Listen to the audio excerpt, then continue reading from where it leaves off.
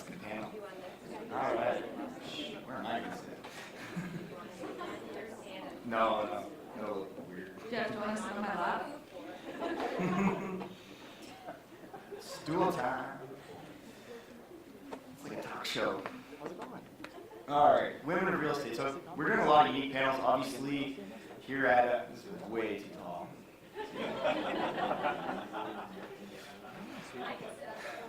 Women of no. I don't know. So, yeah, unique panels. I'm really excited to have you guys on here. It's going to be, I think, pretty unique to a lot of people. They don't know what you do, really. So we got a mixture of agents here and investors. But we're going to make it nice and easy right now. Introduce yourself. Tell me what brokerage you work for, how long you've been in real estate, and to the investors, just tell us when you started investing and how many properties you own, and then your name. Go for it, Jamie. Okay, my name is Jamie. My last name is Johnston, so I should probably tell you that.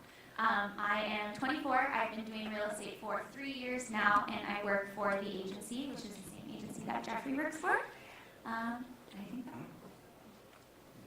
I'm Alexandra Graham. I am brand new to doing real estate, organized real estate, I guess.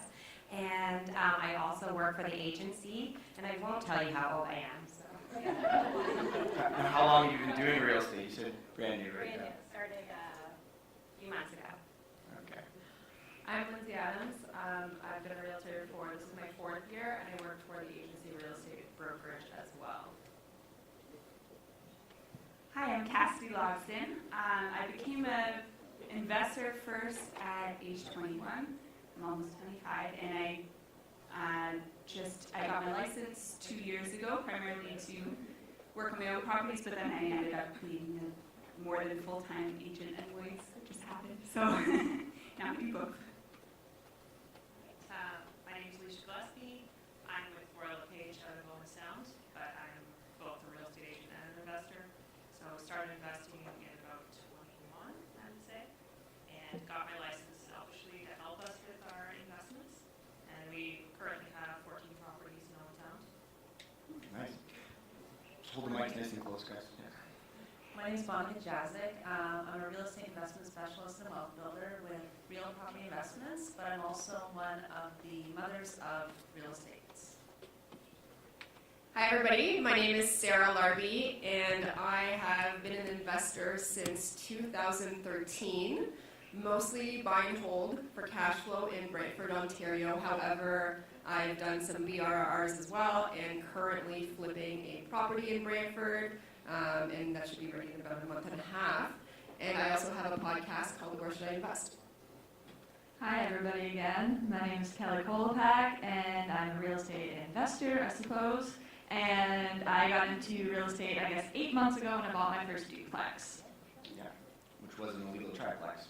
Which wasn't a legal triplex, but So yeah, just keeping it like really informal, guys. But basically, so to the agents, like, what made you want to be getting into the real estate to become an agent, and to the investors, like, what was your why getting into this?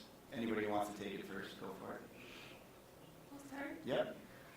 So my initial big why was I love to travel, and I've always wanted to travel. So you may have seen my partner Matt and I speaking yesterday, but we've been together since we were 16, so we both have the stream of traveling.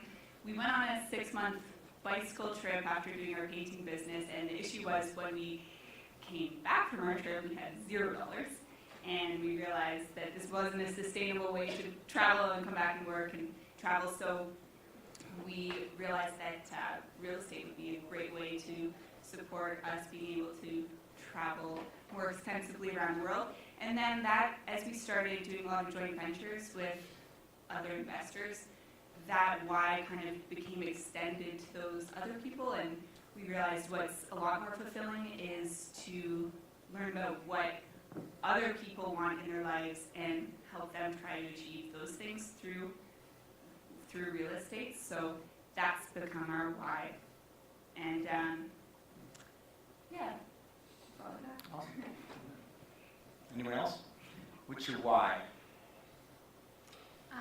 My why was the fact that I do not test well. I cannot succeed at the schooling system that we have. It's just not built for someone like me. So when Passed your real estate course. no. If we really want to talk about it, it actually took me 5 times to pass one of the 6 courses that I had to take. So I paid for the course 3 times. But so this is, if that puts it into perspective of how much I just hate studying and taking tests. There you go. So basically for me, I wasn't gonna when I finished high school, I wasn't gonna go spend, thousands of dollars on something that I wasn't even positive that I was gonna succeed at. So I just took a year off, and then I had some friends in real estate, and one of my best friends, her dad owns a company, and so she recommended it to me. And I just really like the idea of being able to be successful and base my business around me as a human being instead of promote myself, and I take pride in the kind of person that I am. I hope that everyone else does too. So it's just nice to be able to surround yourself with like-minded people and help other people achieve the same kind of thing that you want. And now that we're with this huge, I'm surrounded by these people that are like-minded now. I just switched to the agency in November, and it's just all about happiness and just surrounding yourself with people who make you happy every day. And now I'm able to make all of this money that I've had all this dream. Everyone dreams of making money, but it's nice that I can do it staying true to myself, It's pretty cool. I can probably add something as well. So for me, my most valuable asset is my time. And I think that we have it wrong when we're going to school to get a job for 30 years and retire at 65. And so for me, I wanted to enjoy my life. I wanted to enjoy my freedom while I was still young enough to enjoy it and still healthy enough to travel. And so when I did a lot of research on different ways that you can create wealth and passive income, real estate just kept coming back over and over and over. And it seemed like the no-brainer opportunity. And so we bought a really, really small house one time, 1 year. The next year we bought another house. The next year we bought another house. And it really is a complete life changer. And why work for 30 years when you can maybe work for 10 years, you do it properly, and then you get your time back? I would like to add something. So my why is different than many people's. I like working, and I want to work. I know, right? I'm in health, and I really want to make my impact, classic millennial. And I want to put my time in. I want to improve the people around me. And I don't really want to do real estate full time. I like it as a vehicle. But I do like financial independence. And I like the fact that I can do what I want and I can help the people that I want through healthcare without worrying about the biggest paying job, which is usually like big farm and, so that's kind of my why, as well as student debt was the short-term why. But the long-term why was to be able to give myself the freedom to work as much as I want to work. And I do want to work. I just don't want to have to work.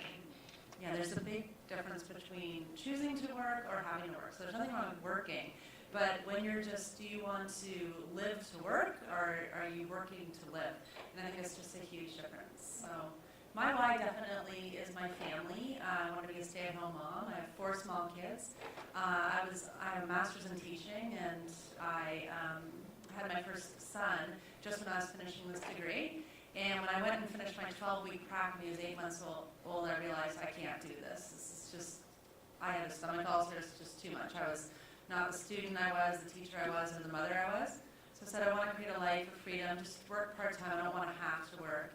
And as we have more and more kids, I operated for several years under the impression that I'll go to work full-time when my youngest baby is in kindergarten full-time. And what I really noticed happening was, the only reason we were ever going to be able to fund any expenses was me working full-time. We weren't creating that passive income you ladies were just talking about. And also B, moms in the crowd, as your kids get older, they need you more. So these kids are in full-time school, and I'm still in this class 3 or 4 days a week. So I realized, I better start changing things fast and taking this need to work out of the equation and really start replacing that income and having that freedom so we can be there for my family. Anyone else? If you want, yeah. Why not? It's great. You know, you tell me why I wouldn't do this. We make great money. We get to work with great people. It gives us tons of freedom. It's an amazing job.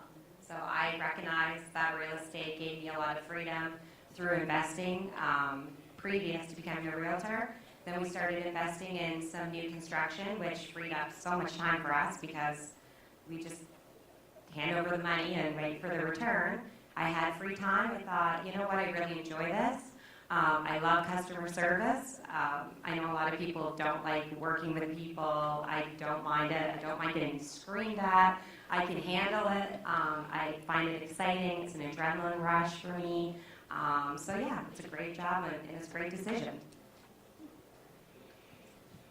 I think I kind of always wanted to be a realtor deep down. When I was young, I was the weird kid that would steal the real estate book when I would go into stores with my mom. So I ended up taking graphic design for a little bit and thought, no, I'm not really into that. So I took some time off and I just kept thinking about real estate and I thought, why not? I'll jump into it, see what happens, and I've loved it ever since. I think like a lot of these women have said, it's definitely a vehicle and it helps for all the other goals that you want to do in life. It's nice that you can set your own schedule, you're able to travel when you want, and really just live the lifestyle you want. And for me personally, when we were investing, we were using a lot of the same agent, and nothing against that agent, but we ended up basically writing our own offers. And just in our market anyway, there's just a lack of realtors who know anything about investing. And because we're a very small community, you know, the people that have been realtors for 20 years, they all go to them, and nothing against that, but you still want to know what you're doing. And so we found, since we were already doing our own clauses and everything, like, why the hell don't I just get my license? At least then, like, you know, it helps us a little bit. I get buyer's commission when we are buying properties, so it helps save that way a little bit. And then I can meet some of these investors that are working with these people that are helping them. And then I can help them, I can show them my knowledge. And it is really, really rewarding to be able to help them. That's a perfect segue. So for the realtors, like, probably not the people that are here today, but like in general, like in Toronto, there's like 40,000 of them, right? So how do you guys stand out in the oversaturated market of realtors out there?